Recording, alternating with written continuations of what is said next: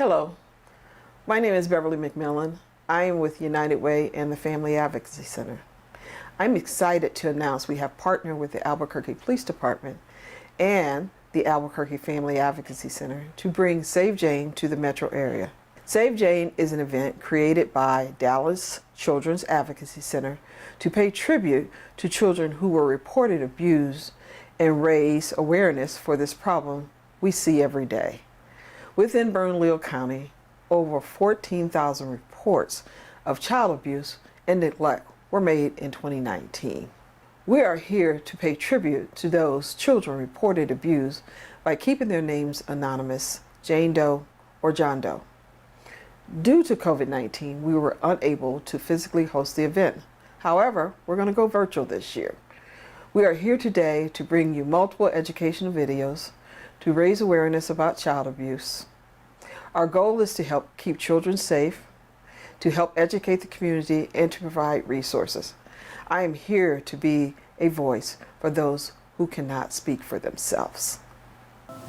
Good afternoon. My name is Dr. Brian Moore, and I'm a pediatric emergency physician at the University of New Mexico Hospital and a professor of emergency medicine at the University of New Mexico Health Sciences Center. I'd like to thank the Albuquerque Police Department for asking me to come and speak this afternoon about suicide awareness and prevention in our teenage and adolescent population. This has become an even larger issue given our current COVID pandemic. We always are concerned about our teenagers and mental health, and suicide awareness and depression is huge in this population. It has become even more magnified given our current situation. I'd like to talk to you about a few things that you can do to look out in prevention, warning signs, and where to go resources for help. One of the biggest things that parents, teachers, friends, counselors can do is to be aware of warning signs and to help try to prevent suicide in our adolescent population. The very first thing is don't let warning signs of depression or anxiety snowball. If a child is in a bad mood, it might just be a bad day. But many days back together, back to back, may be a warning sign that a child is actually having significant problems. Don't just blow those off as my child is having a bad day. Seek help. And I'll talk at the end about areas in order to get help. Never, ever dismiss threats of suicide. Most children who do commit suicide and are successful have had warning signs beforehand. Never dismiss a note, a letter, a text, a call about wanting to kill themselves as just having a bad day or they reacted to something. Any of those should be a huge, huge red flag in order to get help. And don't wait, get help right away. Seek professional help. There's many, many, many resources out there. Resources can include school counselors, can include mental health professionals and mental health crisis lines, your primary care physician, and if you are acutely aware that your child may be in imminent danger, again, don't wait. Call 911. Our law enforcement and EMS personnel are trained in how to assist in a mental health crisis. Another aspect of prevention is to share your feelings with your child. Let them know they're not alone, but don't make it about you. Listen to what your child is saying, and also listen to nonverbal communication. Encourage your child not to isolate from friends and family. That is another big problem that we're seeing in our current COVID pandemic, is children are becoming socially isolated and also isolated from their school and classmates, also isolated from their teams. An additional thing parents and family can do to help prevent teen depression and suicide is exercise. Encourage your child to exercise. Encourage them to get off the computer. Encourage them to get out. There's so many positive benefits of exercise. That's why it's even more important we get our teenagers back to school and back to playing sports, is those benefits of exercise and team participation have tremendous mental health benefits. One other huge, huge thing in suicide prevention is gun storage. If you have guns at home, lock them up. Don't have access to the keys for the kids. The kids should never have access to your firearms at home. Better yet, if a child is in crisis, store your firearms with somebody else. That's one of the biggest ways that you can help prevent teen suicide, is to properly store your firearms. So what are some warning signs that your child might be in trouble?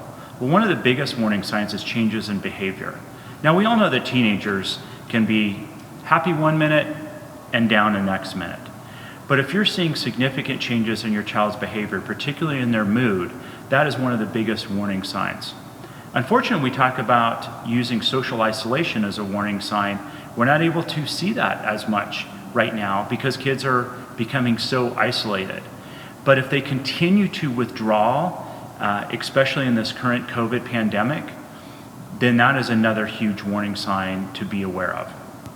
Another thing to watch for is if your child has certain interests and they're now no longer interested in those things, may it be music, sports, art, activities, computers, whatever it might be, if they're no longer interested in the things that make them happy, that is also a warning sign that your child may be crying out for help. Also, increasing problems at school is another sign that your child may be having problems. With online, particularly with online schooling, a lot of children are feeling distant and detached. So if your child is decreasing or having more problems on their grades, speak to their teachers, speak to your child, but have that in the back of your mind that your child may be having signs of depression and concern for suicide prevention. And lastly, another warning sign is increased risk-taking. We all know that teenagers can often make not the best decisions, but if your teenager is having significant increased risk-taking, that may be a cry for help. So how are you going to talk to your child about suicide? Well, the first thing is never be dismissive of your child's feelings. Don't make it about you, and listen. But you have to take the time and sit down and talk with them. But talking involves mostly listening. Getting your child to open up about their feelings and validating their feelings without being judgmental on what those feelings are. Again, not making this about you. It is about them. Speak slowly to your child. Maintain good eye contact. Recognize the nonverbal signs such as body language and posture of your child. And again, maintain an open and non-judgmental tone. Your child needs you and needs your help. If you are concerned that your child might be suicidal or might be depressed, get help and get help right away. Like I talked about before, you can talk to your doctor, mental health professional, school counselor, but if you feel your child is in danger, do not wait. There are many resources to use, but if your child is in danger, call 911. Our EMS and law enforcement professionals are trained in being able to help your child in an acute crisis situation. Other resources, there's many that you can find online, but you can text HOME, H-O-M-E, to 731-731. Some people feel more comfortable starting a conversation via text. The same suicide prevention awareness hotline is 1-800-273-TALK. Here in New Mexico, we have another suicide prevention number, 1-800-662-7474. Again, I would like to thank the Albuquerque Police Department for making this a priority to try to help the current crisis that we are having with depression, anxiety, and suicide in our teenage population. And I'd like to thank you for your time in watching this video and caring enough about your children to make a difference and impact in their lives. My name is Tim Keller, Mayor of Albuquerque, and I'm here to take a stand against child abuse in Bernalillo County and to bring awareness to this everyday problem. I'm here to speak for those who can't speak for themselves. Your donation to the Save Jane website will help provide resources to our community to help combat child abuse. A donation of just $10 to the United Way of Central New Mexico will help assist with this goal. If you or someone you know are looking for a way to volunteer or need assistance, please visit the Save Jane website. You can also use the QR code provided to access this information. Please help us become a voice for those who cannot speak for themselves.